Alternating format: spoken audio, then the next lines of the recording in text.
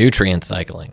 What is it and what does it have to do with your garden? So if we think about an economy, typically a productive economy is going to be one in which money cycles rapidly and changes hands often. In an economy where everybody holds on to their money and nobody spends anything, then productivity grinds to a halt and the entire economy comes to a standstill. Likewise, there is a nutrient economy in your garden ecosystem where nutritional value has to be cycled through that ecosystem and change hands between the plants and the soil microbiome, the insects, the animals, the critters, the fungi, the bacteria. All of this need access to nutrients, and if those nutrients don't change hands quick enough, then the productivity of that ecosystem grinds to a halt. So if we think about some of the most productive ecosystems on Earth, the forests, the grasslands, nutrients are cycled rapid. When a tree falls in the forest, it is quickly colonized by fungi, and the process of decomposition begins right away. The nutrients are unlocked by decomposers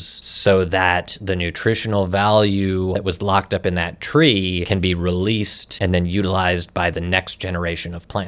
In your garden, the exact same thing is true. The faster you can cycle nutrients through your ecosystem, the more nutrients are being constantly unlocked for your next crop cycle to utilize. One really good example of this is if you think about grass that is mowed and then added to a compost pile, that grass is probably going to sit in the compost pile for 6+ months before the nutrients are broken down and then can be amended back into your garden. Whereas if that grass was grazed, then the nutrients in that grass is broken down much more rapid, and the manure produced is a more bioavailable form, which is then further broken down by bacteria and fungi and returned faster to the soil. So animal grazing is a great way to speed up the nutrient cycling through an ecosystem as compared to composting. If your focus in your garden is to make it as productive as it can possibly be, then your focus should be on cycling nutrients faster. How can you create a more productive nutrient cycle in your garden ecosystem? And a lot of this has to do with the decomposers. A lot of this has to do with the soil food web. If you have a thriving community of decomposers, old plant residues and trimmings and food scraps can be broken down much quicker when the decomposers in your garden are thriving and well taken care of, which ultimately unlocks that nutrient for your next growing cycle. So I encourage you to think about how nutrition flows through your garden ecosystem and how you can speed up the cycling of that nutrition once it's no longer used by your previous generation of plants. So if you want to learn more about nutrient cycles, we've got a ton of articles and great info on our website, learndirt.com,